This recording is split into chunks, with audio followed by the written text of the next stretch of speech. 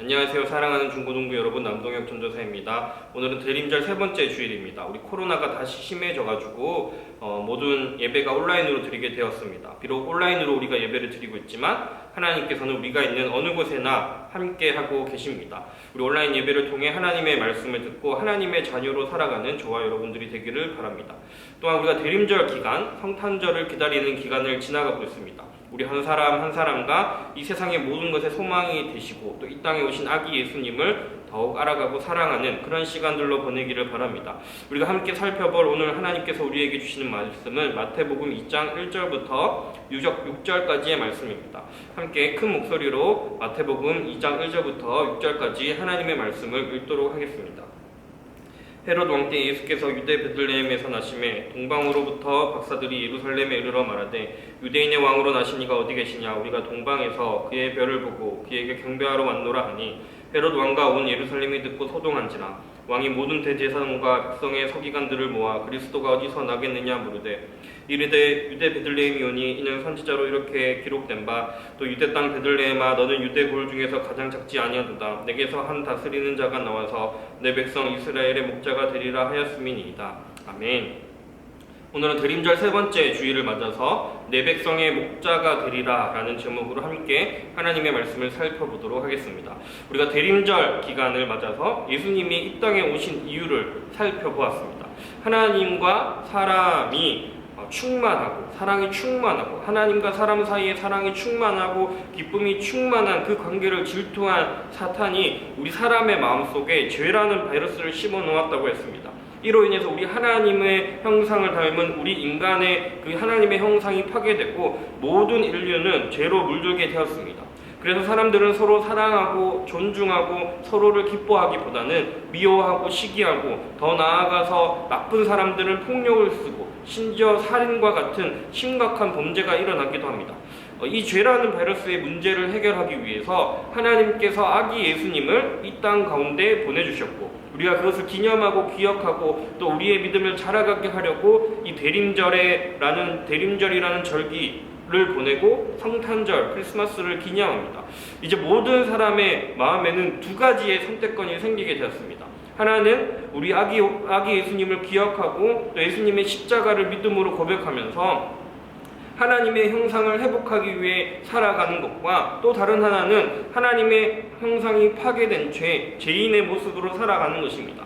이 갈등이 예수님이 이 땅에 오신 2000년 전 로마 시대부터 예수님이 아기로 오신 2000년 전부터 지금까지 우리 모든 하나님의 사람들에게 동일하게 있었습니다. 이 갈등은 세상의 권력을 왕으로 삼을 것인가? 세상의 좋은 것들을 내 인생에 가장 가치 있는 것으로 따라 살아갈 것인가? 아니면 하나님의 아들 예수 그리스도를 왕으로 따르면서 예수님의 가르침을 따라 살 것인가를 갈등하는 것입니다. 오늘 본문에서도 이 갈등에 사로잡힌 사람들이 등장하는데 바로 예수님 이야기, 또 크리스마스 이야기하면 반드시 등장하는 동방박사들입니다. 아마 여러분들도 어릴 적에 이 동방박사의 그 연극, 예수님의 연극을 하면서 아기 예수님이 태어나신 연극을 하면서 동방박사의 역할을 해보신 분들도 있을 것입니다.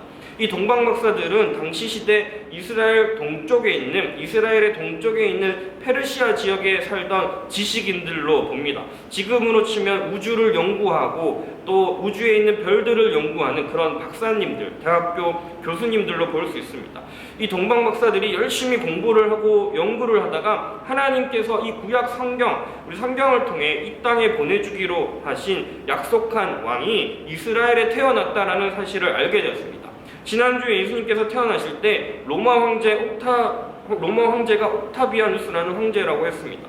오늘 본문에는 헤롯 왕이라는 사람이 나오는데 이 헤롯 왕은 로마 황제 옥타비아누스의 명령을 받고 이스라엘의 수도 예루살렘 지역을 다스리던 로마 황제의 신하입니다. 동방박사들은 당연히 예수님이 예루살렘 왕궁 헤롯 왕이 있는 그 왕궁에 태어나실 것이라고 생각했습니다. 그래서 이스라엘 수도로 찾아가서 예루살렘 왕궁에 있는 헤롯 왕을 찾아간 것입니다. 그런데 우리가 이미 알듯이 예수님은 어디에서 태어나셨죠? 예수님은 베들레헴이라는 작은 마을에서 구유에서 태어나셨습니다. 이 소식을 들은 헤롯 왕과 제사장들이 혼란에 빠집니다. 그래서 구약 성경을 막 찾아보았더니 하나님께서 베들레헴이라는 작은 동네에 예수님이 태어나실 것이라는 그 약속을 했다는 것을 찾았습니다. 헤롯 왕은 동방 박사들에게 명령합니다. 나도 아기 왕에게 경배를 드려야 한다. 그러니까 아기가 태어난 것을 너네가 만약에 찾게 되면 나한테 자세히 알려달라고 이야기합니다. 그런데 사실 헤롯 왕은 아기를 경배할 생각이 아니었습니다. 동방 박사들은 이 사실을 알고 헤롯 왕에게 아기가 태어난 것을 알려주지 않고 페르시아로 돌아갑니다. 화가 난 헤롯 왕은 끔찍한 일을 저지릅니다. 헤롯 왕은 이제 아기 왕이 태어나면 자신의 권력과 힘과 자리를 빼앗길 것이라고 생각합니다. 그래서 2살 아래의 모든 사내 아이를 다 죽이라고 명령한 것입니다. 계속 이야기한 것처럼 하나님의 형상을 잃어버리고 죄라는 바이러스에 오염된 인간이 자기의 권력을 위해 자기의 자리를 지키기 위해서 얼마나 끔찍한 일을 저지르는지 우리는 알 수 있습니다. 동방 박사들은 아기 예수님을 만나서 가장 귀한 선물을 예수님께 드리고 고향 페르시아로 헤롯 왕 몰래 도망갑니다. 동방 박사들은 세상의 권력 왕을 따를 것인가, 예수님을 왕으로 따를 것인가, 이 선택 앞에서 예수님을 왕으로 따르기로 결정했습니다. 우리도 마찬가지로 예수님을 따르는 자들이 되어야 합니다. 오늘 본문 말씀 6절에 보면 예수님에 대해서 구약 성경에서 하나님께서 약속하신 말씀이 나옵니다. 6절에 보면 2가지가 나오는데 예수님이 베들레헴에 태어나신다는 것과 예수님이 내 백성의 목자가 되리라 하는 것입니다. 오늘 본문은 예수님을 목자에 비유합니다. 여러분, 목자는 주로 양떼를 돌보는 일을 합니다. 양들은 시력이 매우 좋지 않고 눈이 매우 나쁘다고 합니다. 그래서 시력이 좋지 않은 대신에 이 청력이 매우 발달했다고 합니다. 그래서 양들은 목자의 음성, 자기 주인의 음성을 잘 알아듣는다고 합니다. 여러분은 목자하면 어떤 이미지가 떠오르시나요? 목자하면 수많은 양들을 하나하나 기억할 수 있을 만큼 똑똑해야 합니다. 목자는 똑똑해야 합니다. 동시에 늑대나 곰과 같은 야생의 맹수들로부터 양을 지킬 수 있을 만큼 싸움도 잘하고 건강해야 했습니다. 또 목자는 수백 마리의 양들 중에서도 한 마리를 잃어버리면 그 한 마리 잃어버린 양을 찾기 위해 혼신의 힘을 다하는 책임감을 갖춘 사람입니다. 그러니까 목자는 양들을 막 이렇게 풀어놓고 풀밭에 풀어놓고 누워서 낮잠을 자는 그런 한가한 일이 아닙니다. 똑똑해야 하며 민첩해야 하며 강해야 하고 책임감도 있어야 합니다. 그래서 양들은 목자의 음성을 좋아하고 사랑하고 목자의 음성이 들리면 불이 나게 달려가고 목자의 음성이 들리면 편안함을 느끼고 반대로 목자의 음성이 들리지 않으면 불안함을 느낍니다. 하나님께서는 우리 예수님을, 이 땅에 오신 아기 예수님을 이 목자의 비유에서 이야기하십니다. 하나님께서는 이 땅에 아기 예수님이 오실 것을 약속하시면서 예수님이 하나님을 믿는 하나님의 나라의 백성들의 목자가 될 것이라고 이야기합니다. 목자를 따라가면 죄라는 바이러스에 벗어나 새로운 삶을 살아가게 되고, 목자를 따르지 않으면 죄라는 바이러스에 오염된 채 살아가는 것입니다. 그리고 우리가 목자이신 예수님을 따르기로 결정했다면 하나님의 음성을, 목자의 음성을 듣기를 귀 기울여야 합니다. 이는 우리가 하나님의 말씀, 신구약 성경이 말하는 하나님의 말씀을, 하나님 나라의 이야기를 깨닫기 위해서 힘써야 하는 것입니다. 만약에 여러분들이 사용하는 스마트폰이 고장이 났습니다. 엄마 말을 안 듣고 막 부주의하게 막 가지고 놀다가 떨어뜨려가지고 산산조각이 났습니다. 다행히도 스마트폰 보험을 든 사람은 가게에 가서 리포폰이라고 하는 중고폰을 교체받을 수 있습니다. 아니면 부모님께 또 꾸지람을 듣고 새로운 폰으로 바꿀 것입니다.